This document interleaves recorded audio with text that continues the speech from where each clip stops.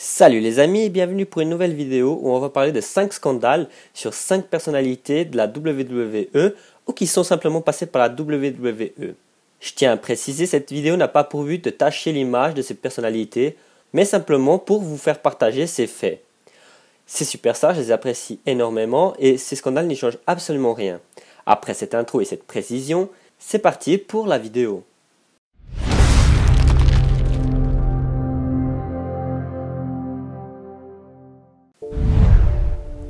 On commence cette vidéo peut-être par la moins connue pour les plus jeunes d'entre vous, Fabulous Moolah. Vous avez peut-être entendu parler au début de cette année car elle avait été choisie pour le nom de la bataille royale féminine à WrestleMania à l'effigie de son homologue masculin, André le Géant. Mais la WWE s'est obligée de changer le nom de la bataille royale suite à de nombreuses réclamations des fans à cause justement de ces nombreux scandales tout au long de sa carrière. Donc, connue pour notamment son long règne de pas moins de 28 ans en tant que championne du monde, Fabulous Moolah est parfois considérée comme une pionnière du catch féminin. Elle entre dans le monde du catch dans les années 50, dans une période de nombreuses controverses comme des scandales sexuels et des paiements injustement bas pour les femmes. Elle devient très rapidement championne du monde et pendant son règne, Moolah crée son école de catcheuses. Les catcheuses sortant de chez elle sont jugées très talentueuses et finissent par être très demandées. Mais si son école semblait avoir une belle image et de prestige aux yeux du monde, ce n'était pas le cas, comme prouvent nombreux témoignages comme celui d'une ancienne élève, Debbie Johnson, qui raconte « Moolah a réussi à faire en sorte que les gens la voient comme une déesse. C'est très loin d'être la vérité. C'était une chienne. C'est aussi simple que ça. C'est une des pires personnes que je n'ai jamais rencontrées. Si je la mettais trop en colère, elle ne me laissait pas travailler. Je pouvais mourir de faim. » Fabulous Moolah avait également tendance à se mettre beaucoup en avant dans sa propre promotion. Elle gagnait tous ses matchs et se faisait passer pour la gentille devant le public. Et si ses élèves, les catcheuses, n'étaient plus à son goût, elles étaient simplement virées. Mais le pire est à venir. Penny Banner, une ancienne catcheuse proche de Fabulous Moolah, raconte comment celle-ci a elle-même créé un réseau de prostitution dans le catch féminin au service de plusieurs promotions nord-américaines et aux catcheurs qui y travaillaient.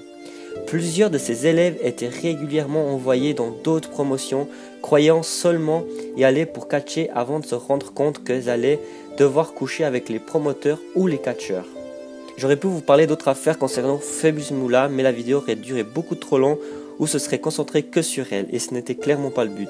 J'ai donc préféré parler de celui-ci car c'est vraiment le plus déshonorant pour l'image des femmes, surtout qu'elle est considérée comme une des pionnières de la révolution féminine. On passe donc au prochain, Chris Benoit. Chris Benoit était une superstar aimée et respectée de toute la WWE. Il vivait dans une petite ville de Fayetteville en Géorgie avec sa femme Nancy et son jeune fils de 7 ans. Un beau jour, un de ses collègues de la WWE prévient la police qu'il se passe peut-être quelque chose de bizarre dans la maison du catcheur suite à des messages vocaux suspects qu'il reçoit de Chris Benoit. La police débarque à son domicile et découvre que toute la famille vient d'être assassinée probablement par Chris Benoit lui-même. Il aurait étranglé sa femme et son fils avant de se pendre à son tour. La réaction de la WWE est immédiate et décide de s'écarter de tout ce qui touche de près et de loin au catcheur canadien. Et encore plus quand tout le monde apprend que d'énormes quantités de stéroïdes ont été trouvées à son domicile, sachant qu'un mauvais usage des stéroïdes peut créer chez la personne de courtes périodes de colère et de rage incontrôlables, et tout le monde, ou presque, tombe d'accord sur cette explication pour justifier les meurtres de la famille Benoit. Pourtant, un mystère subsiste. 14 heures avant que la police ne pénètre dans le domicile de Chris Benoit, un mystérieux internaute édite la page Wikipédia du catcheur pour y ajouter la mort de sa femme. Or, Chris Benoit était probablement déjà mort et personne n'était normalement pas au courant de l'assassinat des membres de la famille Benoit. Le prochain, vous avez très certainement déjà entendu parler, c'est des propos racistes de Hulk Hogan. Hulk Hogan fait partie des légendes du catch et notamment de la WCW et de la WWE. À la retraite depuis plusieurs années, Hulk Hogan est retiré du Hall of Fame de la WWE pour avoir tenu des propos racistes à l'encontre des personnes afro-américaines dans une vidéo qui était censée rester privée. Hulk Hogan insulte les origines du jeune homme que sa fille Brooke fréquente. Cette vidéo cause un tel scandale que le catcheur est obligé de s'excuser publiquement pour ses propos racistes. Mais c'est déjà trop tard, l'image de Hulk Hogan est déjà abîmée pour un long moment et est donc retirée du Hall of Fame de la WWE ainsi que de toute référence historique. Toutefois, les choses semblent s'être beaucoup améliorées entre Hulk Hogan et la WWE et ce dernier pourrait faire son retour très prochainement. On passe maintenant à un scandale qui est très récent concernant Paige. Paige, actuellement General Manager de SmackDown Live, était revenu après un long moment d'absence en 2017, mais son retour aurait pu ne jamais voir le jour. On sait que Paige a souvent eu quelques petits scandales, ce qui lui a plusieurs fois coûté des suspensions de la part de la WWE, notamment pour abus d'alcool ou de drogue.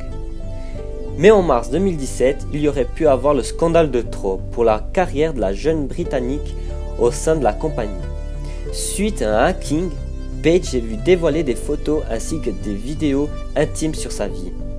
D'autres superstars avaient été touchés comme Melina, Maria Kanellis ou encore Seth Rollins. Mais les clichés de Paige, dont on voit notamment Xavier Woods, sont particulièrement déshonorants pour la fédération. Bien sûr, je ne vais pas vous montrer les clichés, mais pour les plus curieux d'entre vous, ils sont très facilement retrouvables sur internet avec une petite recherche. Heureusement pour Paige, la WWE est passée au-dessus de ça et elle a pu faire son retour comme nous l'avions tous vu.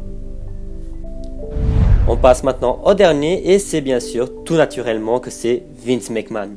Vince McMahon est une légende du catch et a élevé le catch au plus haut point. Mais il est également connu pour de nombreux scandales, tellement nombreux que je ne savais même pas lequel choisir afin de vous en parler.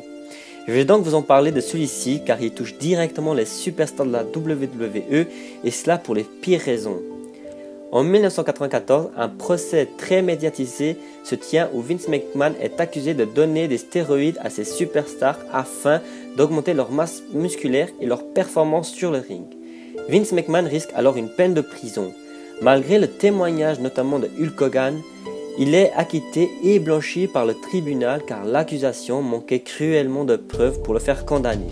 Cette affaire vient tout de même tacher l'image du catch américain qui était déjà très stéréotypé sur le fait que c'était des mecs huilés qui se battent en slip. Voilà, j'espère que vous avez apprécié la vidéo. N'oubliez pas de laisser un petit pouce bleu pour me soutenir. Mettez en commentaire aussi des scandales que vous connaissez et abonnez-vous pour ne pas louper les prochaines vidéos. Sur ce, je vous dis à tout bientôt.